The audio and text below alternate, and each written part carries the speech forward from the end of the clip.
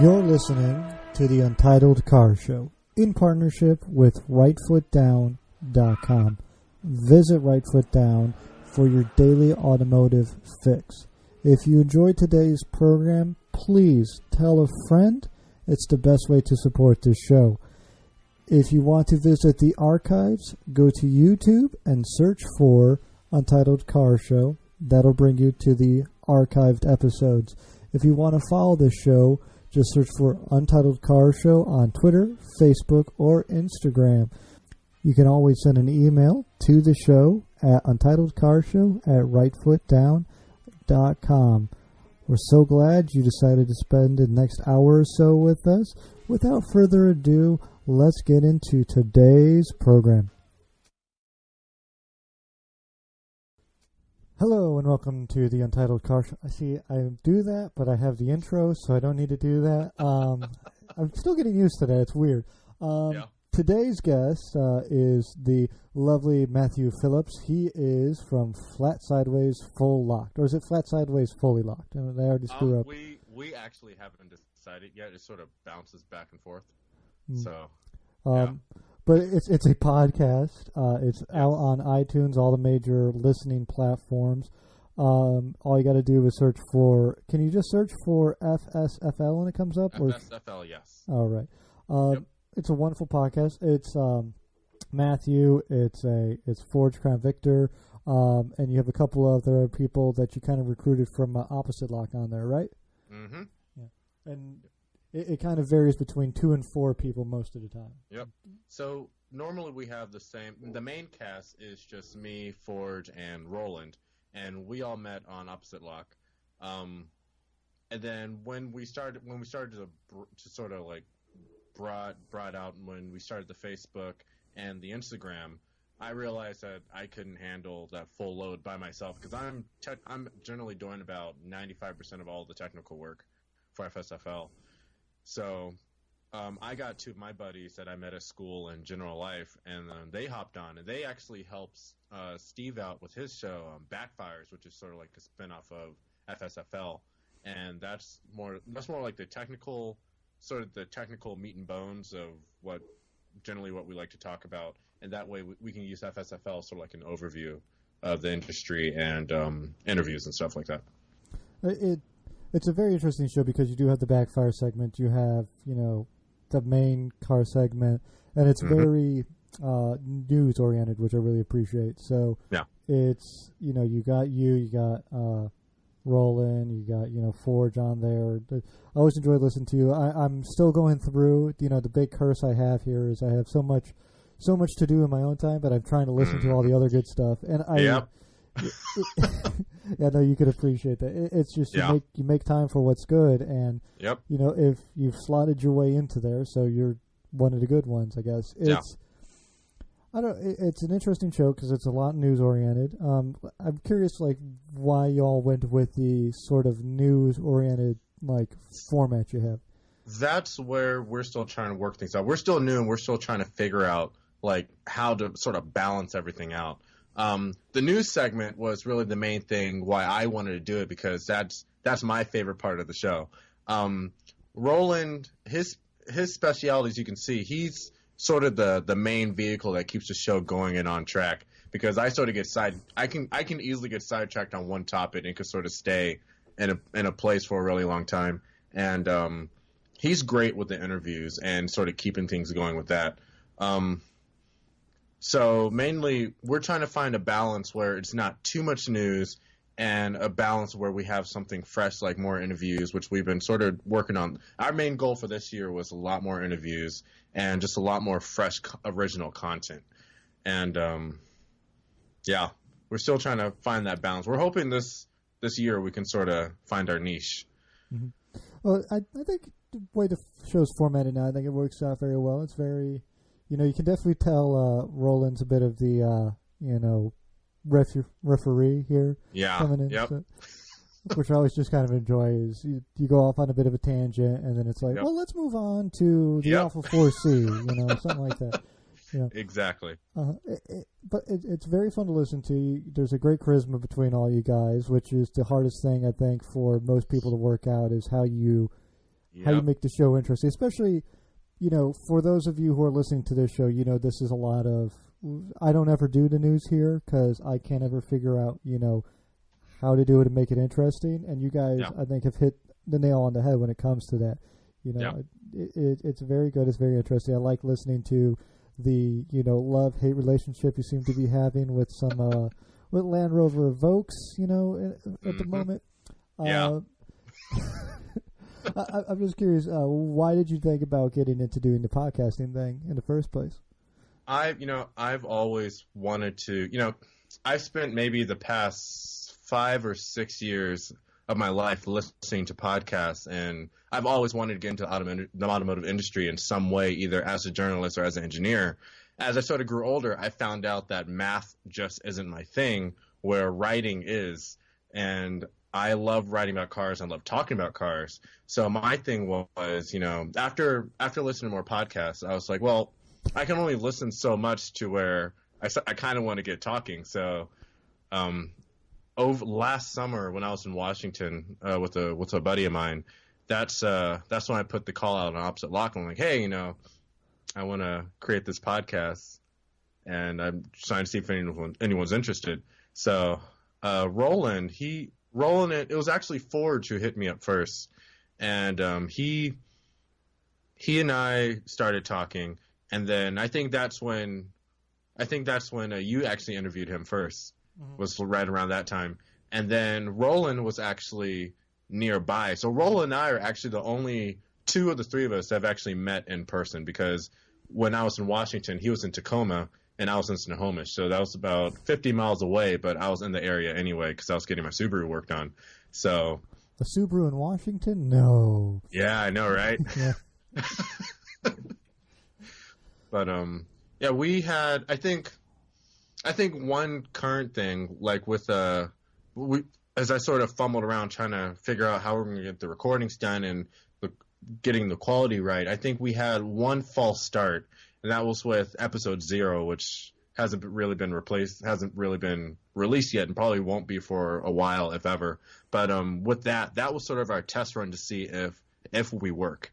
And I guess you can see that we obviously work because we're about almost 20 episodes in now. So you hit it off really good from the start. Listened to a couple of them when they first came out. Been listening more recently to a couple of the newer episodes. I'm enjoying how everything's working. I'm enjoying the format because it is different than everything out there that you listen to, because there's a lot of new stuff to it, there's a lot of technical stuff to it, but then there's fun side tracks and everything, and I think everyone who's listening to this show would probably really enjoy listening to your show for sure. So it's not what we're doing here. It's not the other good example I like to say. It's not Team Clear Code. It's its own thing. What you're doing. It's a lot goofier. There's a lot more hot takes on your show. I think it's like hashtag hot takes. So, who's got the worst opinions on the show? I mean, just come out and say it. Oh gosh, worst. Honestly, I think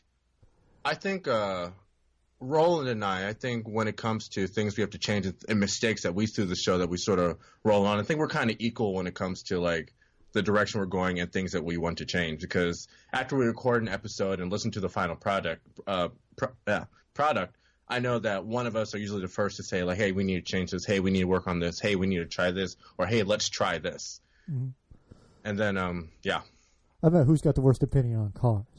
Oh, on cars. Oh, probably me.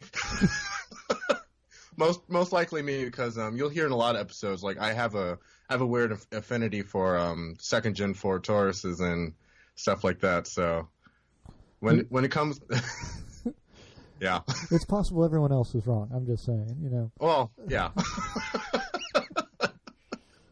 It's good. It's what you want. It's very, what it's kind of very, very reminiscent of. You kind of hit the nail on the head. You remember when Top Gear used to do the news for everyone kind of listening? It's very reminiscent of everyone's very staunch opinions with a little bit of humor mixed into it. I was trying to figure out what it was reminding me of, and that's very high praise, especially you're only 20 episodes in, and you've hit this nail on the head doing it. It's scary because I don't know actually how many people are listening, but we do sort of get some feedback. I sort of look at how many views like each of the pages I posted on get, and sort of we change things, and that's also why I hopped on Twitter as well, and I've noticed we've gotten a lot more hits based on that as well. Mm-hmm. And yeah, Twitter's a weird thing because like every YouTube person I talk to, they're like Instagram's the place to be, but a lot of the podcast people are very much Twitter's the place to be. So yeah, I don't know. Yeah, it's weird. Like with Instagram, it's a lot. The one reason I don't like using Instagram as our main thing, and I found this with Facebook, is that it's very impersonal. And with Facebook, it works as like a main homepage, but when it comes to trying to talk to each individual host, it doesn't work because every time we try to post, it says FSFL, and you don't know who the heck you're talking to. And that's why I sort of like the way we're doing it we have Instagram and Facebook as sort of like our main feed pages, and Instagram sort of like our sort of artsy sort of deal. And Roland has been doing a good job with that. But I like the Twitter because it's where we can individually sort of interact with listeners whenever they want to speak to us, and how we sort of interact with other podcasters as well. Mm-hmm. So it's a delight seeing you on there. It's fun because it's very reminiscent of I see some of the stuff you do, and I go like, I remember doing that when that was fun. No, I still do that most of the time. A lot of stuff you do. It's it's such a good. I mean, honestly, the highest praise I could say is just go listen to it. It's worth downloading a recent episode and just giving it a listen. Most recent. It's. You said the show got started it was your baby, it was your idea. You put the call out on Opposite Lock. I remember that. Mm-hmm. I remember too. It was like, does Opposite Lock have an official podcast? And they're all saying you. I'm like, oh, okay. Which I love that's the reaction I got. But it's like there's more than enough room for a couple different things, on here. It's yeah. It's such an interesting little group. I mean, I like to talk about Opposite Lock a lot because that's where a lot of the most interesting people I've met in the automotive community have kind of met. So, how long have you really been doing the Opposite Lock thing before you put out the call? Oh gosh, I got on Opposite Lock back in maybe 2014 or 15, mm-hmm. And I would post some things every now and then. I was telling stories about my first car, my Taurus, and I guess every car I've had, I was always writing about something about that, but it never really caught on, sort of, and it's not really something that I would have kept doing. I noticed when I started getting more into photography, which is like another passion of mine, I was able to sort of move on to another side of Kinja, which was like the photography one, and I got a lot more feedback on that, which I liked. But it is weird that like some of the stuff, like there's definitely different like times and places on Opposite Lock, mm-hmm. and you get different people, and like people who are on like right now as we're talking at like 11 o'clock at night are very different than the people who are on at 11 o'clock in the morning. Exactly. So, yep. Mm-hmm. I think yeah, go ahead. I didn't mean to interrupt. I had a half-formed thought going on up there, so please, would I have the half-formed stuff? Please go. I think the group that I like are the probably the 3 o'clock Eastern to the 7 o'clock Eastern, because they're the ones that always reply to stuff because they're the bored ones, always there at that time. Yeah. So it's peak. I'm bored at work and I just don't want to be here anymore. Exactly. Also, the people who are on at like midnight, I think, are pretty much the same way because it's like I'm bored and can't sleep and have insomnia. So, yeah. Like they just type out all sorts of stuff. They also seem to correct grammar more often, which is why I don't go on that time of night. So yeah. That most recent thing I did with the Lamborghini LM002, it was not perfect. I thought it was a great overview, but it was funny. And I was glad a lot of people commented on that because I did see a lot of things like, hey, you might want to go double check this, or hey, don't forget this, blah blah blah blah blah, which is all great because it's stuff that I value because I need to know this as a vehicle enthusiast if I'm going to be talking about this thing. But yeah. Oh, don't get me started. One of the best things about teaming up with the Right Foot Down guys is I don't have to write my articles anymore, which has just been a godsend. Like I suck with grammar. I suck with writing. I wrote 2 recent things about the 24 Hours of Lemons rally, and just being able to send that off to Will and just have him edit it and be like, yeah, you're driving me nuts, but here's something that's like halfway English is so nice. I mean, I know you said you do about 90% of the work over there with Flat Sideways Full Lock. Is there something, that you handed off immediately upon getting the other guys, on board? Oh, gosh. Well, I want to say yes, but they didn't have the time to actually do anything. So I still actually ended up doing all the work, but I guess I just sort of started doing less work and focusing my attention on things that sort of mattered, like sound quality, which is something we had a large problem with, really. But I think Ford, he actually he's ahead of the curve, and he actually got his technology up to par. Roland was the first one to get a really good quality mic, and I think I'm the only one left behind with, I got this $26 Chinese microphone here, but I'm not going to break the bank anytime soon to change it unless something happens. So I wonder if we got the same microphone from Amazon, actually. Yep. Yeah. Like the review said it was good, so everyone. What is this thing? The Fifine something. I have no idea what mine is. It's got the big thing. It doesn't even have a brand name on it, which tells you how good it is.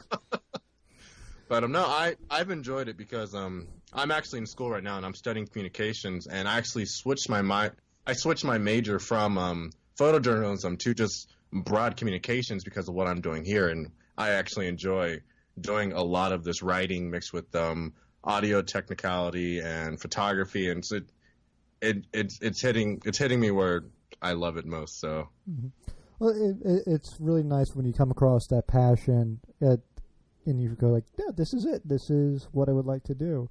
So, on that note, like, how did you get into automobiles as a passion? Oh my gosh. That, I don't want to sound cliche, but there's a home video of toddler me pointing at cars in a newspaper ad. So it goes that far back, and my mom's brother and father also had the bug too, and they sort of nurtured it while I was growing up as well. I would love to have more actual, like, the hands-on passion. I've sort of learned that along the way, but I sort of do what I can. But at some points, a lot of what I've done is just because it had to get done, because I just don't want to put my money into a mechanic. So, oh, believe me, I understand. I think that's a lot of the way a lot of the people get into doing the mechanical work is you start working in on a little bit, and then you're like, this is kind of fun. Mm-hmm. So what was the first car you started driving in then? My first car that I started driving on was my 1994 Ford Taurus. That was my first car, and I had to do work on that to actually get it running because my parents didn't want me driving their car. So that was sitting in the backyard for about 4, 5, 6 years. I think I got 2 of my friends. I bought them a pizza and some Subway, and about 8 hours later, we sort of pieced it back together, I think, and it didn't actually really work until a month or so later when I was just so done with it. I was with one of my friends who had a license at the time. I was like, hey, let's drive my car around even though it might blow a head gasket. Smart.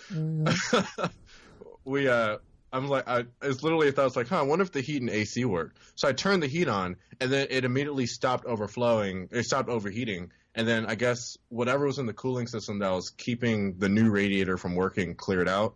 And within the next 2 weeks, I got my license because I failed the first time because I backed into a curb, and the DMV doesn't like that. So. Yeah. What's weird is almost every enthusiast I talk to never passes the first time. I don't know why that is.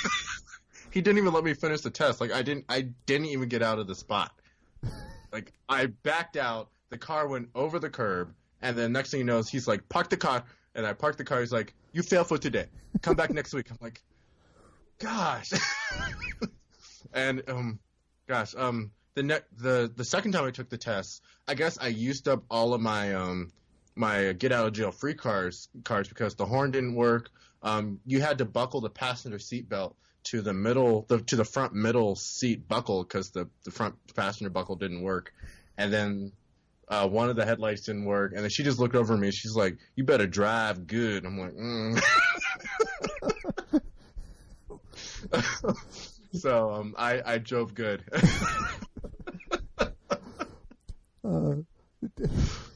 That's awesome.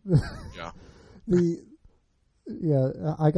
I almost got into an argument with my driving instructor, which is not a good way to do things. So you're bringing back some memories here. Like, you need to come to a complete stop at that stop sign. It's fine for right now. Didn't I come to a complete stop? No, you did not. And that's the back of my head. Don't argue with the man. He gave you the go ahead. Like, all right, we'll just go. I freaked out at a stop sign because it was at my driving. It's funny because when my dad was teaching me how to drive, he taught me how to park first. So I learned how to parallel park on day one, and then I learned how to basically just park. But I didn't actually learn how to drive until a few weeks later when he just threw me out on the highway. So I went from parking to highway, and it's funny because I wasn't learning how to drive on my Taurus, which is kind of why I failed the test. I was driving on their Explorer, which ended up becoming mine as the next car, but that's another story altogether, and that's probably my worst car story ever. But yeah, that was interesting. I held my permit for about 2 years because I didn't want to go to driving school because that cost money I didn't have, and I got my license at 19. So, yeah. I didn't get my license till just after I turned 17, which I think is because the bug didn't quite hit me until after I started driving. And, I'm sure with you with a clapped out little Taurus sitting in the backyard, with grass growing up through it. This is what I'm picturing in my head. Were all the body panels the same color? Because I'm picturing some different color body. Oh, okay. I will actually send you. I guess I'll just send you a link to the old post I used to write about it. But surprisingly, though, compared to 2 or 3 of the cars I've owned after it, it was actually really complete. There was no rust. Okay, wait, there was a little bit of rust, but it wasn't major rust. It was I look back on it, and I really wish I ignored my mom and didn't get rid of it. Mm. Well, let's get to that. Why did you get rid of it? A lot of it was the Explorer started having some issues, and we sort of found out why. Apparently, after the odometer died, we didn't realize that we tacked on some 200,000 miles more than when they originally got it. So that started decaying, and then my Taurus became the main vehicle. And when it was me and my dad driving, I sort of baby my vehicles, which is why I tend towards more handling than I do power, which is also why my taste in vehicles is so interesting, because I sort of base my wants of vehicles on how I drive them. Mm. So I when I was the only one driving the Taurus, it was fine. When my dad started driving, it started wearing out faster. The transmission started doing weird things again, and it just came to the point my parents were like, well, it's time to get rid of this car. How about this? Pay the repair bill on the Explorer, and then you can have it. And I'm like, oh, gee whiz, Explorer, it's so cool.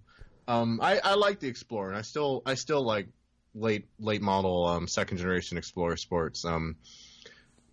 Gosh, you and Steve Leto, the only 2 people crazy enough to like those things. Yeah. Yeah. Yeah. Gosh. So I went to the shop. What really put the nail in the coffin was my fuel tank in the Taurus went bad, and I was about to buy a new fuel tank, and my mom started freaking out, and then my dad didn't want to get into that argument. He was like, just take the Explorer. So I'm like, whatever. Yeah. So I really don't. Oh gosh. I went to the shop, and I put the repair bill costs on a card, and the first thing the guy at the shop tells us is like, well, we put it back together, but we're afraid to drive it. Always a good sign. That, gosh, I wish that was me now then, because I would have raised hell. Yeah.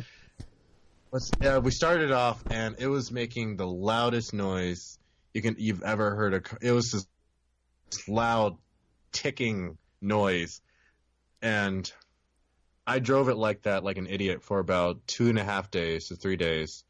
And one day I was driving it to one of my coworkers who was a mechanic, and he actually ran his own little small dealership and shop. And halfway there, the engine seized up on me. Oof. Yeah. I was I don't know how familiar you are with the Northern Virginia, D.C. area, but I was on Route 50 heading towards Vienna. Yeah, so for those of you who don't know, that's basically a hellhole of traffic, and it's like Route 50 there. I'm getting 50 and 66 kind of mixed up here, but it's basically just like 4 lanes across, tons of traffic all the time. Mm-hmm. Yep. Not a good place to break down. It originally cut out in an intersection, and then it came back to life, and then it died right in a turn lane, because I was aiming for a 7-Eleven when I should have been aiming to the Shell on my right, but I got ambitious. Yeah, been there, yeah. Uh-huh. It died, and I was sort of I called my insurance company, because I have a towing with them, and they're like, well, we won't be able to get to you for like an hour and a half. So I sat there for an hour and a half. The police came, and it was about 4 or 5 o'clock in the afternoon, which is peak rush hour for that time. Yeah. I was the first car in a turn lane, by the way, a major turn lane. Yeah. A police officer came. He's like, "Hey, you need to get your car out of my highway." I'm like, "Yeah." So it was around this time my parents came, and then my dad and the cop, they pushed the car off to the side of the road, and then the tow truck driver came, and then dropped it off in front of the house, and it sort of sat there for 2 months while I dreamed of putting a new engine in it, and then I just ended up scrapping it. Yeah. I mean, it's unfortunate. You hate to see the car go, but at a certain point, it's like, more harm than good in my life, you know? Yep. So, we found out that after the dealership plugged it in, and when they did the safety testing and everything for that year, we found out it had like 335,000 miles on it. What? And probably all stock internals, no water pumps ever been changed, no nothing. Yep. So, yeah. So my parents, they drove it. We drive all our vehicles, so it's, yeah. So, you had a Taurus, you had the Explorer, seized engine, And then about 4 months later, this is when I was sort of able to sort of figure out where I wanted to go vehicle-wise. That's when I bought my Crown Victoria. Mm-hmm. And that car was the one car that sort of that probably is, and probably when I buy cars, I sort of rank them on will I buy again, and that's a definite yes, I would buy again.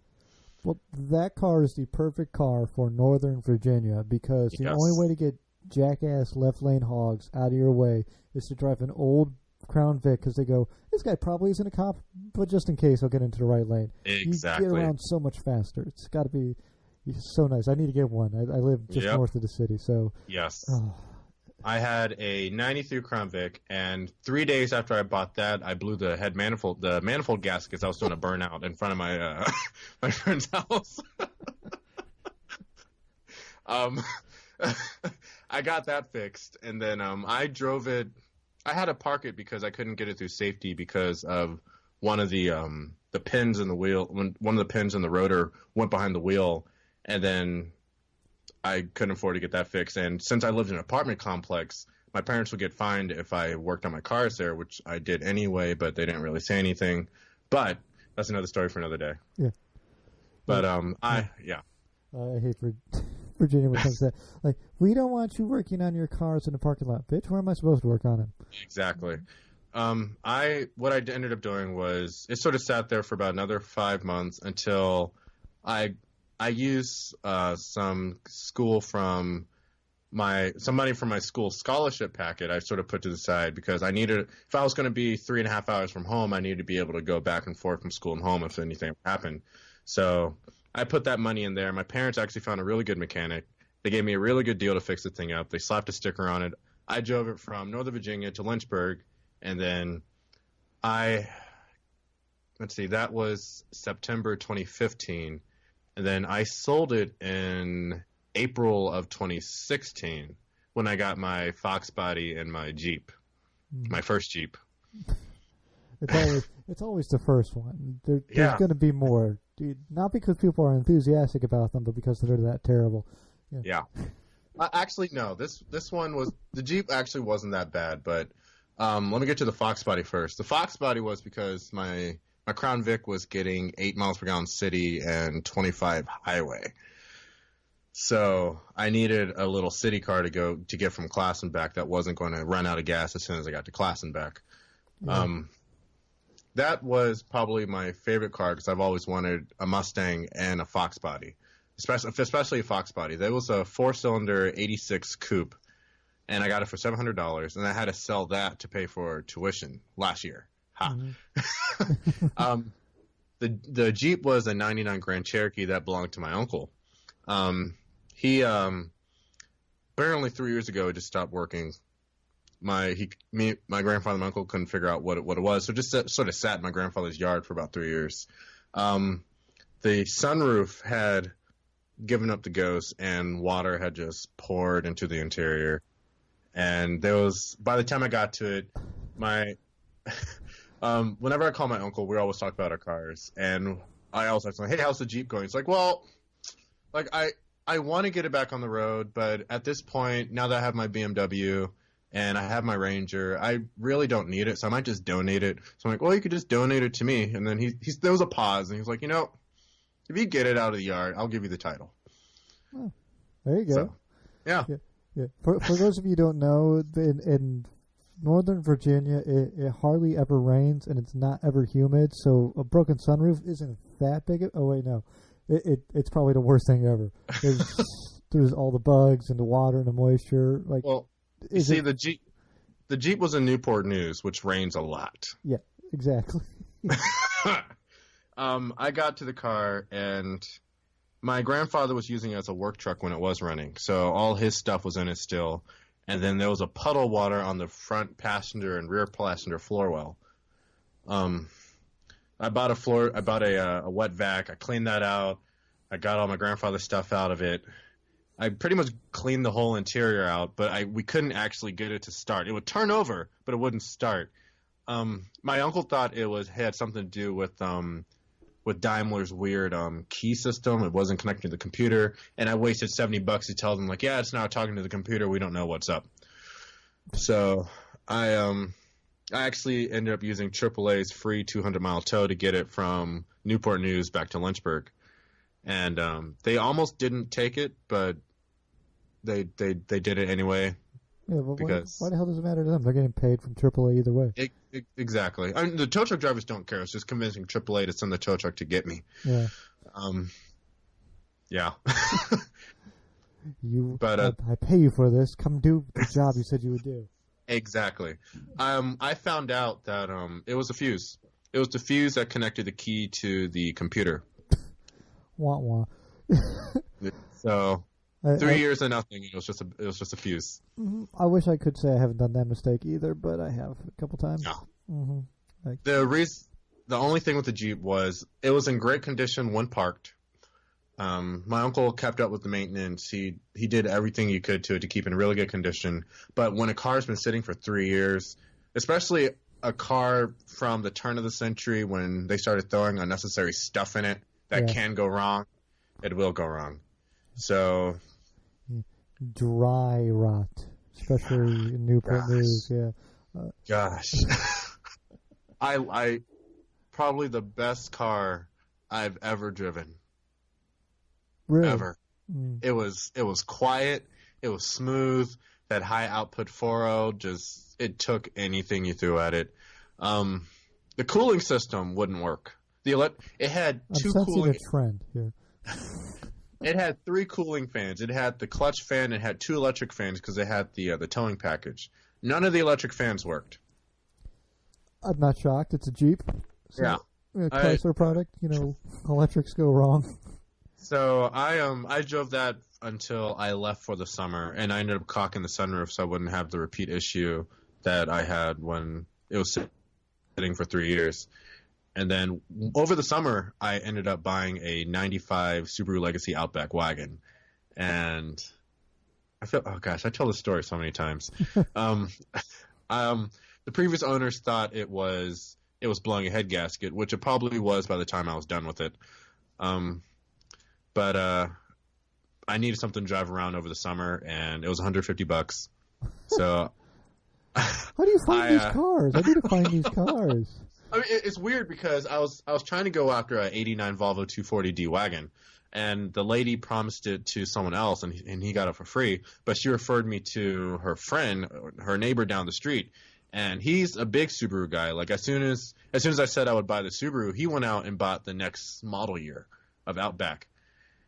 So they had a van, they had a Euro van and a '98 Outback. So. I'm just getting over. Someone got a 240D for free. Now I'm pissed. I was butthurt. And it's in Virginia. I could have been there. It was a beautiful baby blue. It was rust free because Washington State. Oh my gosh, gosh. Like, but the thing is, so my boss at the time was her neighbor, and my other coworkers, they were like, you didn't want that thing. That thing was a piece of shit. I've been my boss is like, I've been watching them baby that thing for years. You did not want that. So okay. It's a Volvo. Hey, moving on. I'll get over this. So the Subaru treated me very well. Once I got it home, the transmission was slipping something awful. I got it back to my friend's house, which I was staying with over the summer, and we found out that the transmission cooler line was loose. Oh. So I tightened that up. I put some transmission fluid in there, and I drove that sucker all over Washington, and then from Washington back here to Virginia. And then when I got back home, I sold my Grand Cherokee and my Mustang to pay for tuition, and then I traded my Subaru for the Cherokee I'm in now. You didn't learn your lesson, and now you're getting rid of the Cherokee, right? Yeah. You see, I love it. I love it a lot. It gets 12 miles per gallon. Now it gets 12 miles per gallon. For its size and for what it is, like I really can't find any reasonable reason to keep feeding it. I don't really have much of an active lifestyle, and I miss a car that doesn't beat me around on the highway and doesn't scream at me on the highway and doesn't empty out my wallet on the highway. I get that. That makes sense. Yeah. I blame David Tracy. He's the one who made me consider it. And I thank him because I want another XJ. That is definitely on the will buy again list. So, I guess I will actually have to buy one. But yeah. No, it's funny because we have a very similar issue because Doug DeMuro convinced me not to get a Audi with the V10 in it. I got the much more reliable Volvo V70R that then proceeded to blow 2 head gaskets on me. So that was a lesson learned. So never listen to Doug. Well, except sometimes listen to Doug. I can't afford to listen to Doug anyway, so it doesn't matter. So I mean, you've had a bit of a varied, especially in the compressed timeline. You've had some very interesting little cars, Yeah, I'm actually trying to keep it interesting. I have 4 cars lined up to replace the Jeep. I'm talking to one guy right now about a 1988 E30 convertible, which is great in 20-degree Lynchburg winter. Right. So the E30 means it's a BMW. Yes. And besides that, I have no idea what the hell that means. Yeah, It's based. What was it? It wasn't the economy model, but it was like the 345i. Oh, okay. I don't know what that means. I'm not I like looking at BMWs, but I'm not really familiar with them technically, which is probably a bad code, thing. which is more than I have. Like, Yeah. to me, that's all gobbledygook. Like, oh, it's an E32. I don't know what that means. Give me a year, make, and model, and I'll be fine. You know? 1988 two-door convertible BMW 3 Series. Okay, see now I have a picture in my head. Okay. Yeah. Yeah, that's not a bad car. Yeah. I also have a 86 Ranger Extended two-wheel drive with a 5-speed manual, the 2.9 fuel-injected V6. Which is basically a Taurus, so... Yeah, a rear-wheel drive Taurus, and, you know... Yeah, more or less. I mean, with a yeah, tank yeah. And then I have a 93 Subaru Justy with the 5-speed manual. Ooh, Justy. Yes. Yeah. And then I'm still have my hopes up for this one because he's sort of run into issues getting the vehicle to me. But I have a 1985 Mustang hatchback 4-cylinder, which I'm still giving him some space so he can give it. We've already agreed to trade, but it's been about a month, and in the past 2 weeks he's had issues sort of getting to the car to fix it and then getting to it to drive it down, which isn't his fault because his main vehicle, the timing chain broke. So I'm just saying, if the person you're trading a vehicle with is working on the vehicle, that tends to be a bad sign. Like, yeah, I'll get it to you just as soon as it's working. So I've sort of done all the work I'm willing to do on my Jeep. The rest is whoever gets it. I'm trying to talk big on the BMW right now because I'm trying, you know, I've had lots of Fords and I had a Subaru, but I've never had a BMW. This is true. Yep. So, yeah. And it's convertible. I don't know. I thought because I'm interested in that kind of like year of them simply because my daughter, when we went on vacation, and she was in a convertible for the first time, she was absolutely delighted by it. So it's like, well, now I kind of feel like I have to get a convertible, and a BMW convertible would be a good option, I think. So I don't know. It's funny though because I'm considering it mainly because I prefer hard tops. Yeah. Because I get cold. I hate the cold. But my girlfriend, I've been dating her for the years. Her favorite car that I've always owned, that she will admit this to everyone, was the Crown Vic because she's so tiny and the car was so big, and she would just lounge out in the car and just she loved that thing. I've never had a convertible. If I do get it, I'm already trying to see if I can find a hardtop for it because you're crazy. Yeah, we got that. Yeah, we figured that much out. But no, a convertible would be a different change of pace. I love the sunroof in my Grand Cherokee before I cocked it up. Yeah, and I love that open air feel, and you know, why not? Yeah, something different. Mm-hmm. And the good thing is, all the cars I'm looking at are manual, which is great. So yeah, theft deterrence, man. Yep. Okay. So, kind of getting back to the show here, you know, we're talking about kind of budget vehicles and all that stuff. Let's just say some rich guy, let's say Warren Buffett listens to the show and decides, I need to fund these guys, but only for a single episode. Here's an unlimited budget. Do with it what you wish. Do you have any idea of what you would want to do with that? My goal in the end is to get press cars. That's been my dream. Press cars, a good video team, and some reviews. And honestly, yeah. Mm-hmm. But if you could do anything for just an episode, though, what would you want to do? Would you want to drive cross country? Would you want to drive across the world? What would you want to do? Oh gosh, probably not around the world, but probably round trip America. Yeah. Sort of ship rolling out here to Virginia, and then the three of us just sort of drive out in our own vehicles and just do whatever. What vehicle would you take? Oh gosh, I honestly, if I still have my XJ, I'd take that sucker. I mean, if we have an unlimited budget, who cares if it breaks down? Just take it to a shop, get it fixed. Roll into the Bugatti, you're running around in an XJ, like, you know, we got honestly, unlimited budget. if it plays out, hopefully I'd be in the Mustang. Ford to be in his E30.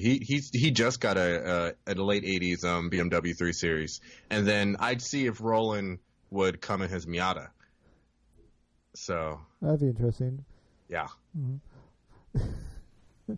I just love the idea of it. It's an unlimited budget. You can have any car. We're taking the beaters around the country. I mean, I already did it because my my Subaru, the transmission was never really that great. It still slipped, and it got worse when I brought it home because Lynchburg is nothing but hills.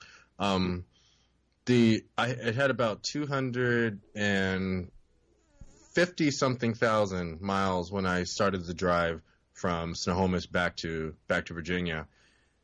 So it overheated multiple times, and it overheated multiple times, and it overheated multiple times. Why does coolant hate you? This is what I need to know.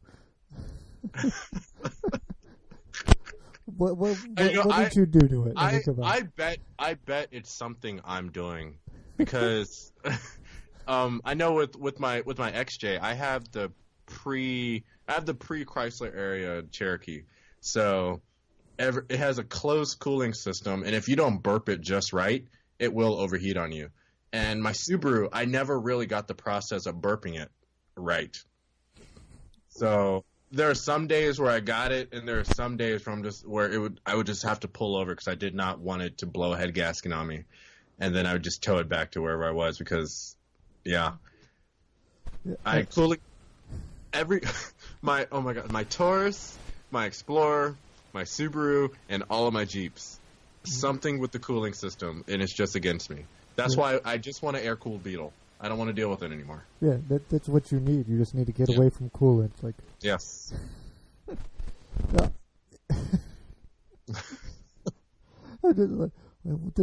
The cosmically coolant, like Lysol or whatever the hell's in there, and you just do not get along. Now the other question is, why the love of Volkswagens? I don't know. I think I blame Disney for that one. Probably because of Herbie when I was a toddler. My dad had a '68 convertible when he went to school, and that's sitting on the family farm just sort of rusting away. So I think it was always the want to experience it sort of deal. Wait, the Beetle's still sitting on the farm rusting away? It's still sitting on the farm rusting away. I can send you a picture. That's what you need to go rescue. Just go sneak. Go get that. Honestly, no one would miss it if I took it. My father's father, before he died, has parts sitting around somewhere for it. It has no floor. I saw it once in my lifetime. You look into it. It's a '68 Ghia convertible. Ooh. Yes. Yeah. The body, if you sandblast it, you can salvage it. But the floor, there is just no floor. You look over it and you just see the grass underneath it. I got a welder. You got the sheet metal. Let's go rescue this thing. But I looked at I'd say probably 12 or 13,000 would probably get it running again, but wouldn't restore it. But for about 3,000 or 4,000, I can get a decent Baja Bug. Well, so, yeah. I'm thinking for $300, we go steal some stop signs and some yield signs. We bring the welder out. We get this thing up and running, and we take it off the time we have. Literally, we wouldn't have to steal it. They would give it to us. So, all for a reason. I mean, I got a Volvo motor sitting in the garage right now. We can just slap that thing in there. Yeah. Listen, I'm all about that. Wait, no, the Volvo motor needs coolant. You're not allowed to be around that. Never mind. Fine. But no, I'm curious to see what I end up in next because it's sort of up in the air. Like my heart is still screaming towards Fox Body because and deep somewhere in this deep pit there's a soul, and that soul is leaning towards Fords, especially. Oh my God, I would love a 5-speed Aerostar. We had one when I was growing up, and when I found out they had manuals, it just sort of like I need to have one of those at some point. But I just remember my uncle and my father, my grandfather working on it, the long nights, and it's honestly just a scaled down Econoline, and I've seen what that looks like, and I'm just as much as I want to. You know better. I don't want to. Yeah. But yeah, oh gosh, no. Yeah, my parents had an Econoline van, and you know it's bad when the vehicle comes with a battery backup for the battery that's in it. Like this is. It's a regenerative hybrid. It was the preview for that. Yeah, it was basically like a whole string of like AA batteries, like in a little thing with like a button you would hit, and like it'd be like, this is for when you inevitably just drain the battery because it's just going to have electrical gremlins. So just hit this, it'll start up the van, and then you can go. Except then the alarm would go off, and it would be impossible to get the alarm to go off. Wow. Yeah. That sounds. My Cherokee and my Mustang had electrical gremlins. No. Yeah. The Mustang a lot worse. I remember the first guy that came to come buy it. It was running fine. Nothing was wrong with it. He started up. He drove it around. He loved it. He put the cash in hand, and as soon as he sat down and turned the key, it wouldn't start. And we were there for about an hour. He wanted it. I wanted his money.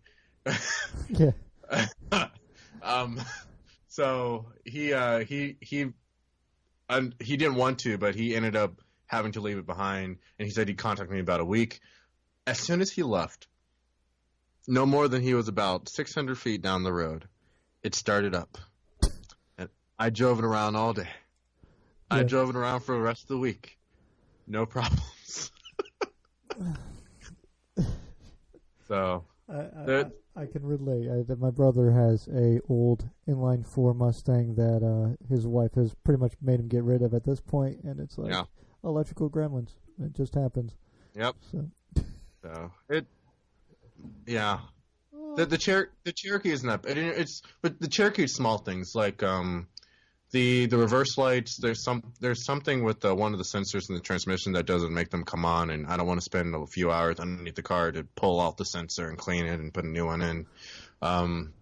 The something going on with the rear windshield wiper. So I noticed the previous owner left it unplugged. I plugged it in last week, and then it just clicks incessantly every time the car is in. So I just unplugged it. And who needs a rear windshield wiper? Yeah, I don't need one of those. I took it off the Volvo. Fuck it. Yeah. The front windshield wipers work great, but if they're on for more than 15 minutes sometimes in certain conditions when the voltage is at a certain point, it'll sort of skip and make a whirring noise. So I just sort of turn them off for a few seconds and turn them back on. But everything else happens when it's raining though, so that's fine. Yeah, exactly. Yeah. So other than that, no problems. Mm-hmm. So then the question is, following all this, is who's more of a opponaut now? Is it you or is it me? Because we got to fight apparently for this opposite lock podcast crown. So ooh. I don't know. You got more oppos on yours. So oh gosh, I still want to say you because you're more established still. Nah. There's a lot of people in opposite lock that won't even acknowledge that we exist. So no, they know you're there. They're just giving you a hard time. You just need to get on For Sweden's good side. For whatever reason, he's the key. That's the key. So just all right. See, I lucked into it because I had a Volvo C30 when I first got on, so it was easy to get on his side. Oh, you're sweet. Let's go. So I don't know if you've heard the show, but we like to consider the show the podcast of record here in the automotive business. So as such, like the wonderful program Inside the Actor Studio, we have a list of questions we like to ask our guests. So this is kind of just off the cuff, whatever first answer comes to your head. No one's going to hold it against you, sort of thing. All right. Just a couple quick series of questions here. So what is your favorite car? Definitely Ford Mustang. Mm-hmm. What is your least favorite car? Oh gosh. Oh gosh. I was just. Gosh. I don't want to say Aztec. I'm not going to say Aztec because deep down I like it.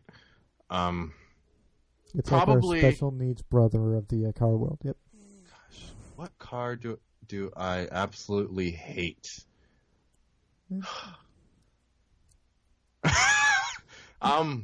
It doesn't have to be hate. It could just be the car you least like.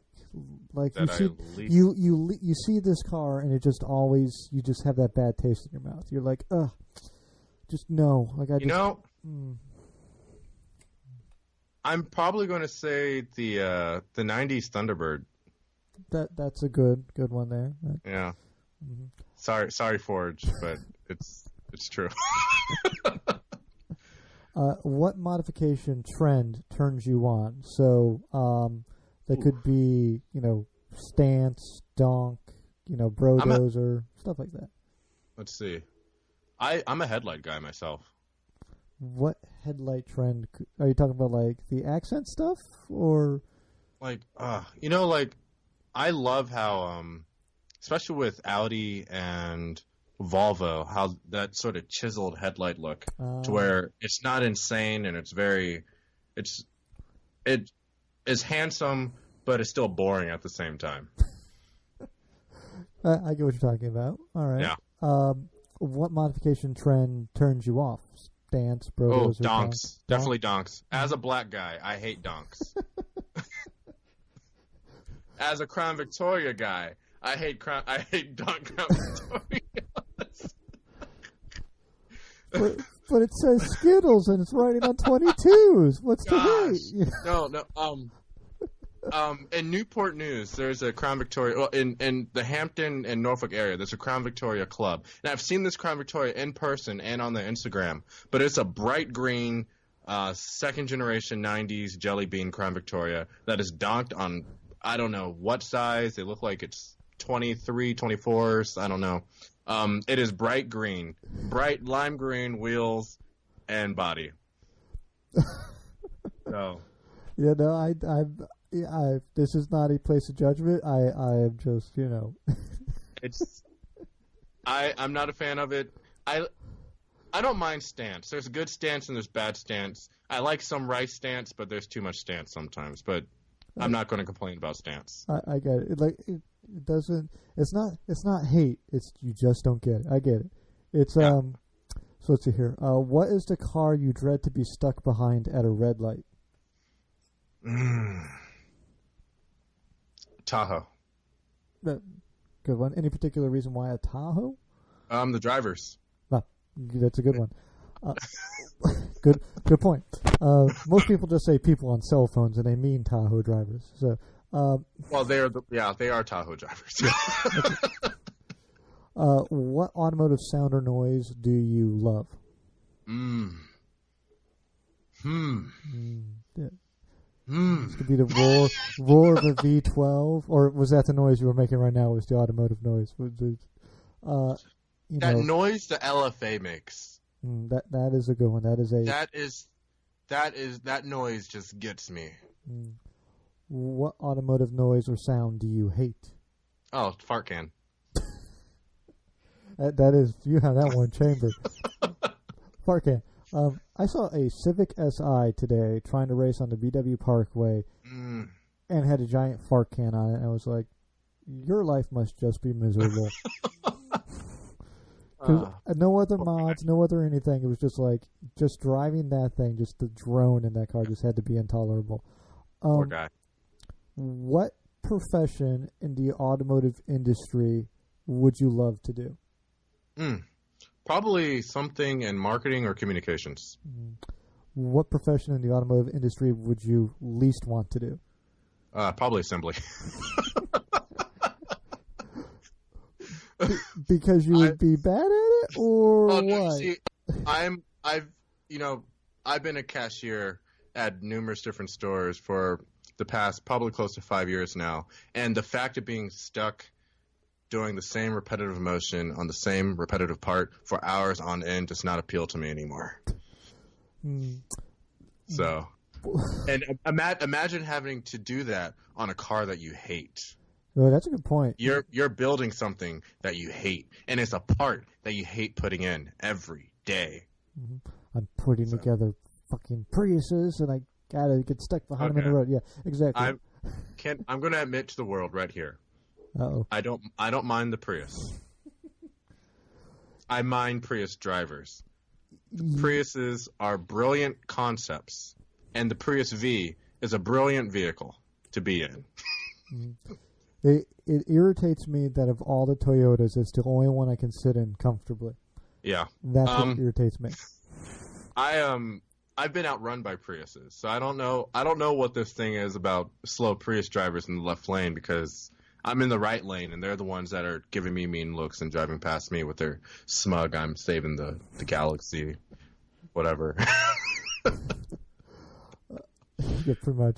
I could go on for a while on the Prius is fine because they're not taking gas from me, which is the important part. Let me have the gas. You don't give a shit about driving. You just keep going. I'm getting 12. I need all the gas you can save for me. So exactly. There's a balance there. Yeah. What is your automotive pet peeve? This could be something in your car or outside your car. In my car, unnecessary squeaking in the interior, like loose body panels or something rubbing against something in the back. I had to take out my spare tire in the Jeep because the squeaking was just getting to me. And well, and you needed the mileage, I've gotten maybe about 0.3 better mileage. Every little bit counts. But it was just driving me nuts, and it's been such a better vehicle to be in ever since I took it out. Yeah. So the mystery rattles are the worst. When I had my Challengers, the middle seat belt, if it wasn't buckled in, the two of them would kind of click together all the time, and it used to just drive me nuts. I was just like, what is that noise? And like, you drive a V8 with straight pipes with an X pipe, and you're irritated by that noise? I'm like, I can just hear it. It happens all the time. Well, especially because I idled, the thing just rocked and it would do it. Yeah. Yep. All right. Now this is a question I hope you thought long and hard about. I sent it over to prepared questions. Right. This is probably the most crucial question I ask every guest. What is the hardest food to eat while driving? Wet taco and traffic with a 4-speed manual. It's a very specific answer. A wet taco? Yes, like a very loose taco. Not like a hard one or something, but something that's still dripping and spilling. You got to contain it all while still shifting because traffic's going off and on, and you got to steer at the same time too because your alignment's a bit off. You got to keep it straight. What sort of establishment are we getting into wet taco from? I'm gonna say Taco Bell because that's where I get all my tacos. Unfortunately, since I moved out here, I agree with you. That's where I get most of my tacos. There's not a good taco place in the Virginia, D.C. metro area. There's a really good one in Washington. It's basically beat all the Taco Bells out there. Taco Bells in my area have gotten a lot better. They're probably the healthiest option if you want to go fast food in this area, though, which is kind of sad. But yeah, it is. Yeah. Yeah, I mean, from like where I'm at to like a place with like actual people who enjoy tacos making it is probably like a 30-minute cruise, which is very unfortunate because I'm right between D.C. and Baltimore. You would think there would be a decent Mexican place there. There is not one with a drive-through, that's for sure. Yeah. Yeah. Although this area doesn't believe in drive-throughs, which is the damnedest thing to me. So. Well, I hate roundabouts. Passion. I think that's a Jeep thing because driving a small sports car, it's kind of fun. It's like a chance to like use the e-brake. So. Well, here's the deal: stock XJs, if you have good shocks, they handle surprisingly well. I don't know anything about the lifted XJs. My Crown Victoria was always a scare fest in a roundabout. A roundabout on a hill in Washington with a 5-speed manual and someone riding your tail. Yeah. So, yeah. Now, D.C. is a place that doesn't understand that people have manual transmissions. I'm talking Washington State. I've only driven. I was over there for the summer. Washington D.C., which I'm also familiar driving with. I try not to drive there at night because it's just a giant traffic. It's a giant traffic trap. If you want a ticket, you drive in DC at night because everything telling you how to drive and where to turn, and all the lights are mysteriously hidden. So, it's true. It's the only city where they don't have lights hanging above you in traffic. Mm-hmm. They're all hit off to the side. To the side, yeah. Yeah, that makes no sense. Our nation's capital. The wet taco while driving, that's a good one. It's definitely up there, although I will say I have driven with tacos, and while an amateur makes a mess, I feel like you can master the taco. Let's see. I've only been driving stick since last, I want to say February or March. So you're still learning the taco technique. Yeah. So I feel like you use the clutch foot to shift and to hold the steering wheel, so that way you can eat the taco without causing a mess. So, yeah, I'm not that coordinated. Yeah. Then you throw the texting while driving on top of that. Not saying I've done this. That's surprisingly easy for some reason. I don't know what it is. Maybe it's my generation. We're just born with the texting trait, but I don't know. Yeah, well, I don't do it often. Mm-hmm. I fear for your generation because it's the I feel like you don't know what it's like not to have a phone in your hand that can access the internet. Yeah. I'm weaning myself off of it. I can amuse myself without a phone, so. Mm-hmm. Yeah, you just take the pants off and it's that easy. Well, oh gosh. Well, you're about 6 years younger than me. You're about 22. What are you? 24? 22? I'm turning 24 in July. Yeah. Yeah. Okay. So you're about 6 years younger than me. So I think you're still technically a millennial. So you weren't born with a phone. So.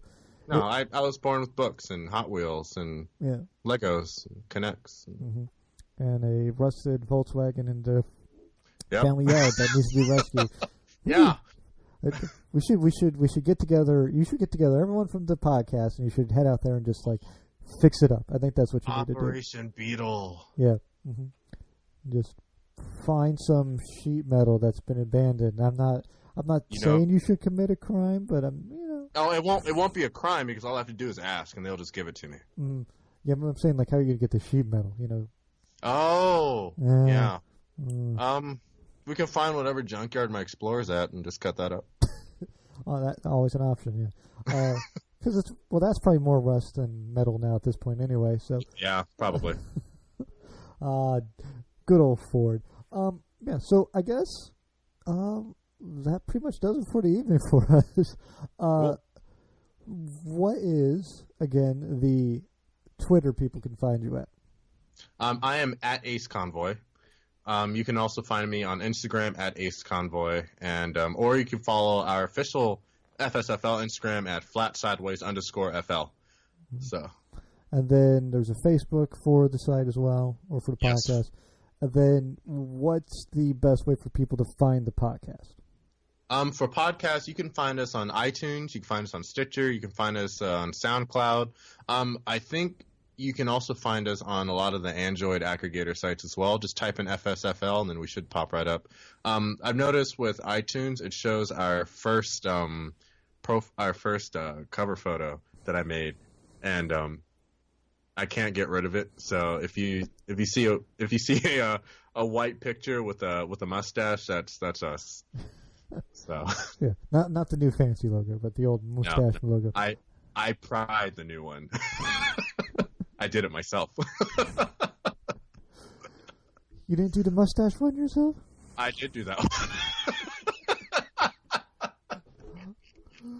Oh, gosh. I look at that thing sometimes. I'm like, oh, what was I thinking?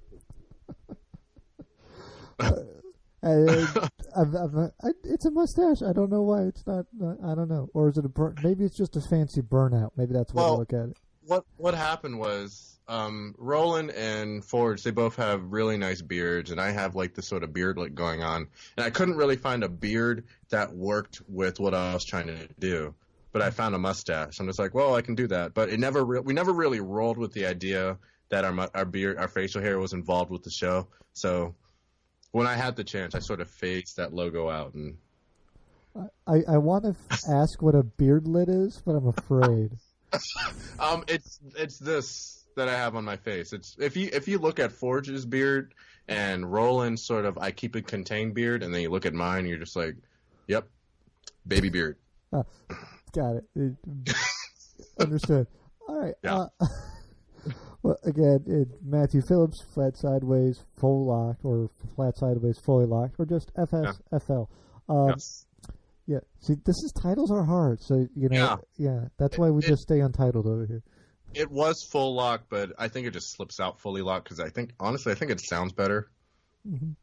So it just FSFL is the universal term, and then flat sideways fully light. If you want to be formal, you can go ahead and say the full name, but FSFL is probably most likely going to be the one that sticks. All right. Well, hold on just a second, Matthew. I'm going to say goodbye to you off air. Everyone who's listening, I'll be right back with you. Oop, and I just hit a thing I wasn't supposed to hit. All right. All right, that was Matthew Phillips of FSFL.